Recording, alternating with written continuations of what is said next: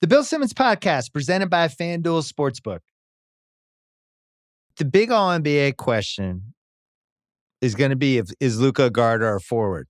Because it opens a path. I was texting with Zach about it over the weekend. I know he's going to talk about it on his pod as well. If you put Luka at forward, it opens up some guard stuff for people like Kyrie. If you put him at guard, it opens up the forward spot in a really fun way.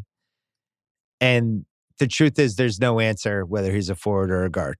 So I ask you, would you put him at forward or guard? Or would you finagle it so that you can get the best team possible? Here is why you could argue put him wherever, because the goal of a first team All-NBA, in my opinion, is you want the most memorable guys of the season.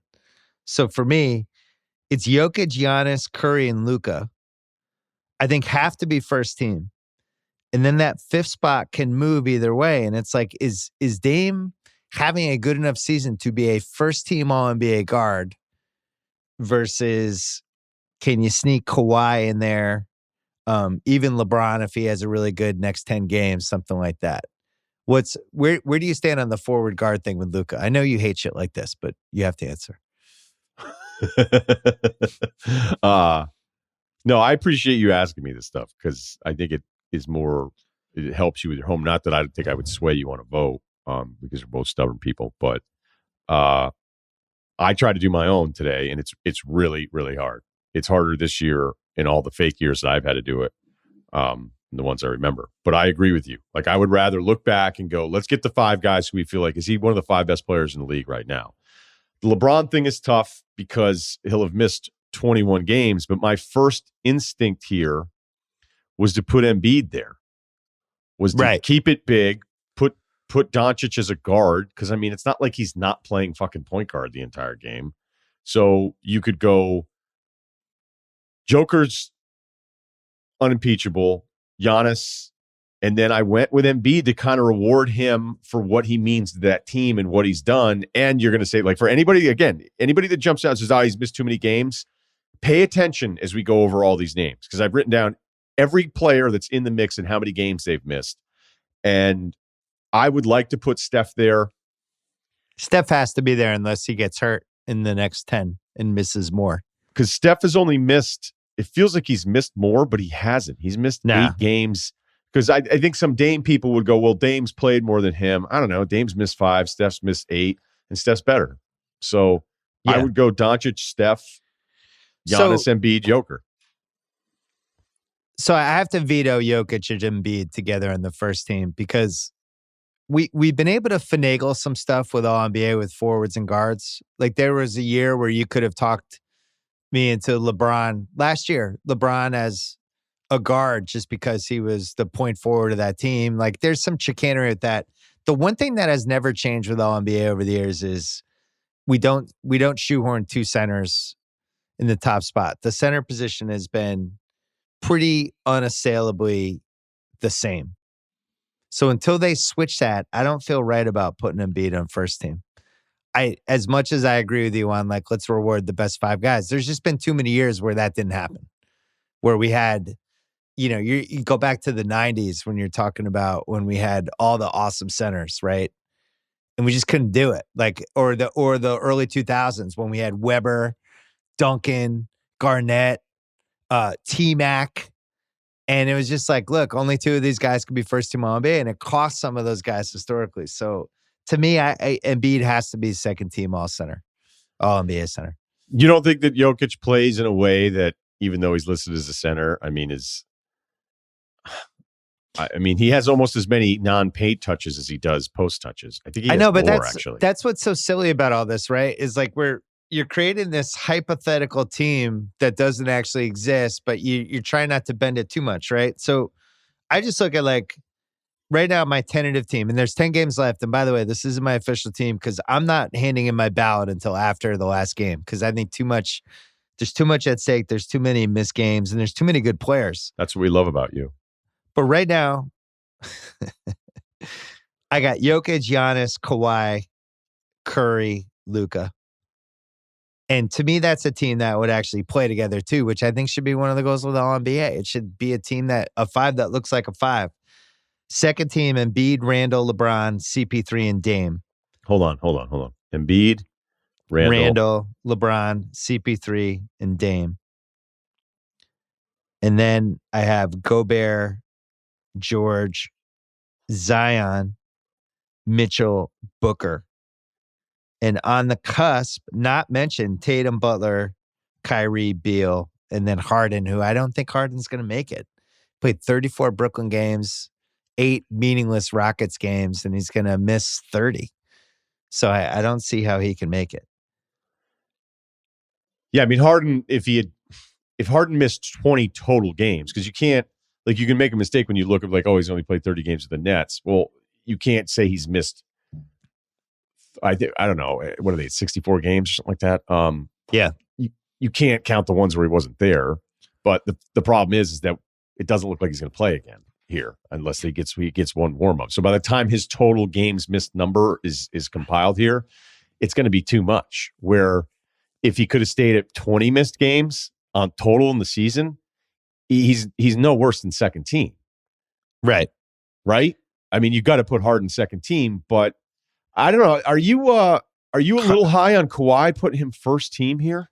I don't feel good about it. I want LeBron to get that spot just because I think he's one of the 5 best players in the league, and I want him to get there. I think he has to play all the rest of the games, though. I don't think right now he's missed 21. He's missed 21. I don't think he can miss another game, basically.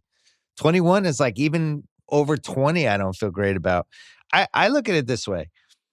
You want these 3 teams to represent the best 15 players in the league, right? So it's like, all right, Bradley Beal should make it. He's averaging 31 a game, blah, blah, blah. Like he should get one of the guard spots.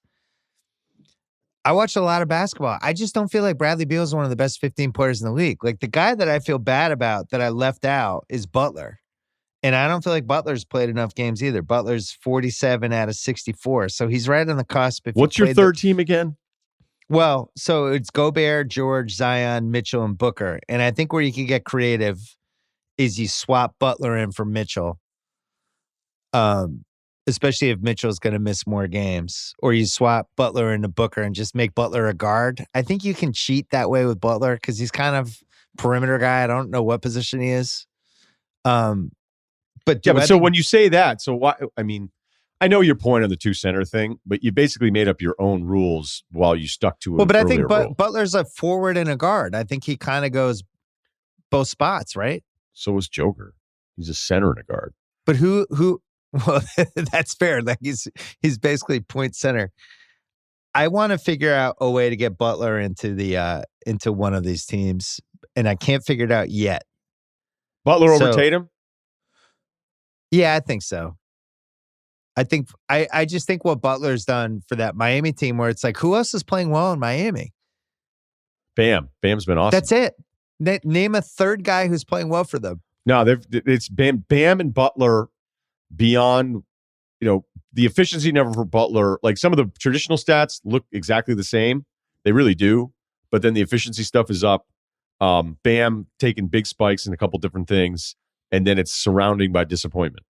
I mean, the hero thing, you think like his rookie card was like $1,200 at one point in the playoffs. What is it now? It's like 120. The Duncan Robinson thing, thought he would take a step up. He took a step down. So you're saying like his card is like all those Greg Jeffries rookie cards I have? He might be. Yeah, Butler. I look for Butler and Kyrie are the 2. So Kyrie has played 48 of 65. He's missed 17. I've also personally witnessed him out of those 48 games he has played. He's been a zombie for like 7 of them. But when he's on it, he's one of the best 15 guys in the league. Tatum's another one. When he's on it, he's one of the. So Tatum, Butler, and Beal are the ones. I mean, I'm sorry, Tatum, Butler, and Kyrie, and then Beal. My point is, we just have a lot of good players, and you can't do the snub thing. This is a big Russillo passion where it's like, hey, we only have so many spots. Like, somebody can't be snubbed if I only have 15 spots and there's 21 good guys or whatever. Like, sorry, people are going to be unhappy. Like, it's just the way it goes. Um, it's just loaded. We've had years where you couldn't even come up with 15 guys. Last year. I mean, Westbrook made 13 Westbrook last made year 13 because of 2 good months. It didn't make any sense. People look back and they're like, what happened? You don't have any issue leaving Beal off when he might end up leading the league in scoring. I'd agree that, if you had to put a gun to my head saying Beal top 15 or just out of it, I think he's just out of it. But I think he's out of it. Eye test wise, I just don't feel like he's a top 15 guy. I don't. Okay, but what if he leads the league in scoring? What does that mean, though? I mean, they have 2 guys on that team who take all their shots. Who else is going to shoot in that team? Rui So Hachimura? you'd vote Kyrie over Beal? The case for Kyrie is just like the Nets might be the 1 seed where they're not going to, and they have 3 of the best guys in the league, and none of them are going to make All NBA. Like, historically, how's that going to look? So at least like you sneak but Kyrie we'd understand in the 3rd it. team. I mean, Durant's missed a million games. Harden's going to miss half the Is somebody season. going to understand it Right. 28 years from now? It's like Brooklyn won the title. They had no All NBA guys. I would the argument for Kyrie is the moments where you watch him go for 24 in the first half and not miss, and no one can do anything with him, and you go, okay, he's not a top 10 player, but he is. When Pod, aka Rod Strickland, said he's the most offensively talented player I've ever seen, and then people gave him shit. Like, it actually isn't a crazy statement, because then it gets turned as he's saying he's the great. Well, of course he's not saying he's the best player in NBA history, but the talent and the peak Kyrie moments are as special as anything you'll see during the season. But there's going to be plenty of people who aren't going to vote for him because he took time off, and he took time off, I think, twice without telling anybody. So, there you go. I mean, that's why he's off my list right now. When I was waiting for you to say it. When I did the pod with Harden, when I did the pod with, I was like, wait, what? I did the pod with one of the pods with Durant where he said he thought Kyrie was just better than Iverson, and it turned into a whole day of blog posts that Durant thinks Kyrie is a more talented player than Allen Iverson was. He is. And the answer is he is. He is. He's the most coordinated guard other than Jordan that we've ever had. His ability to use both sides of his body equally at the highest possible level, no matter what is going on, and just finish perfectly every time is unbelievable. On SportsCenter years ago, I said he's the best small finisher I've ever seen, and everybody just lost it because they go Iverson. Look at Iverson's peak years at the rim, and then look at Kyrie's sustainability and actually getting better at it. Now, the counter to me is you say, okay, there's more room around the rim than ever before. You have to factor that in. You have to factor in with college players coming out of the draft. Like, it's a little bit easier to finish with all the spacing. Yes, but at the same time, I've seen Kyrie finish with zero angle there against huge players going, no one else could make that layup. And he's the only one. So yeah, his finishing would be like if Mahomes could throw with both arms. Which would be maybe he's working on that in the offseason. So I guess the polarizing ones, because if Luka's a guard, it makes a lot of this a lot easier. But I'll be interested to see where Randall ends up. I think I'm higher on him than others. To me, he's has to be a second team All-NBA forward just because of the durability and the stats and his impact on that team. That team's going to be a 4 seed, and they don't have a single other player on that team who's even, a borderline all-star. I think that should matter. I know they're in a weaker conference, but if he's going to average 25 and 10 and 6, and that team's going to be a 4 seed, I don't know how he's not a second team All-NBA guy. I went through it. So Joker's played all 64. Embiid's missed 19. Giannis has missed 10. Chris Paul's only missed 1. Steph's missed 8. LeBron's missed 21. Anthony Davis is just out of the picture. He missed 35. Kawhi's missed 18. I think that's going to be held against him more than you're factoring in. But like you said, when you compare it to the rest of the guys, Paul George has missed 16. Harden's missed 17. Tatum's only missed 7. Randall's only missed 1. He has to be on second or third team here. I put him on my second, and I thought I was kind of being weird. And then I go, you know what? I kind of want to do it. I think I'd rather put him second because he's been this important. I'm not saying he's better than Kawhi. I don't want to leave Kawhi off. I don't want to leave LeBron off. But I kind of want to reward a guy in this year, especially this year, who's been as good as him, has only missed one game. Gobert's only missed one game. And then you get to the other guys. Beal's missed 9. Lillard's missed 5. Zion, Mr. Durability Issues, has played basically more than everybody else except for a couple guys. He's only missed 5 games. Kyrie's missed 17, which will be more. Dame's missed 5. You mentioned that. Booker's only missed 4. Mitchell's missed 11. And Butler's missed 17. So Booker, Phoenix is 37-10 in their last 45 in their last or 37-8 in their last 37-10 in their last 47. Booker's 26-4-4, 49-35, 87. To me, the case for him being third team All-NBA is some of the shot making at the end of these games when they need him to score. Who would you rather have? Who would you rather have, Mitchell or Booker? Well, that's the question for me. If it comes down to Mitchell or Booker for that spot, I just have to go with Booker because because of the season or because of your player criteria here? Because, I know the stats are pretty even. Like they really are. They're both like they average 26 a game. I think Mitchell's usage rate is actually higher. The team's success is the same. And I have to go with the tiny intangible of I just feel like in the last 2 minutes when Phoenix needs him to score, and I've watched a lot of Suns this year, as have you, just because I enjoy watching them, I just think he gets really good shots. And I haven't seen, other than Drew Holiday that time, when Drew Holiday was in his jersey, I haven't seen guys really shut him down either, and I'm not sure what the move would be to shut him down because he just gets to where he wants to go. On him. Thibault is a good one. You're right. That was too. But then the analogy I use is Thibault had gotten Booker so many times. It was kind of like a fighter and learning the distance. And then Booker realized on that last baseline jumper that he was like, this is how free I have to get away from Thibault's reach. And then Booker, who'd been quiet, went for like 8 points in 2 minutes. And that was the game. What's better than a guard who not only can do all the things Booker does, but when he throws in the 15-foot banker? I fucking love that. Nobody does those the bank shots look so easy when in certain guys when they just kind of whatever. But I just love his array of shots. I think in the playoffs, that team is going to get good shots in every series. They really are. They're going to get the shots they want at the end of games. That's why I'm so bullish on them unless they play the Lakers. I do think his life is a hell of a lot easier with Chris Paul because I also feel like you've done kind of your own personal Neesmith on Booker because I remember a time when Bill S. Simmons didn't like him that much. I never denied the talent. I just didn't. I don't like crowning these dudes who haven't won anything yet. Right. Win some games, and that's when I get excited. If you could start your team around either guy, you would start it with Booker before Mitchell. No, I don't know the answer to that yet because it would depend on what kind of team I have. I think Mitchell's more of a better one-man show type of guy. Yeah, I'd still lean Mitchell. You know what I mean?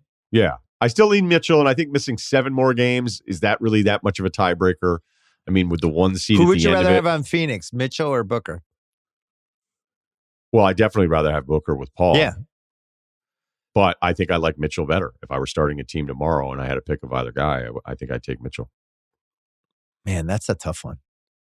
But I'm not like convinced I'm right. I just You know who's in the All-NBA waiting room and I can't believe he's here and I can't believe we're getting him a water right now? Russell Westbrook.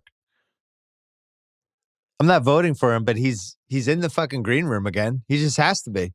That team makes the playoffs and he's 22-11-11 and they're doing everything and that team has nobody on it other than him and Beal. Okay, but let's do all the guards again. Quick. I'm not making the case for him. I'm just saying he's in the green room and I'm surprised that he's here.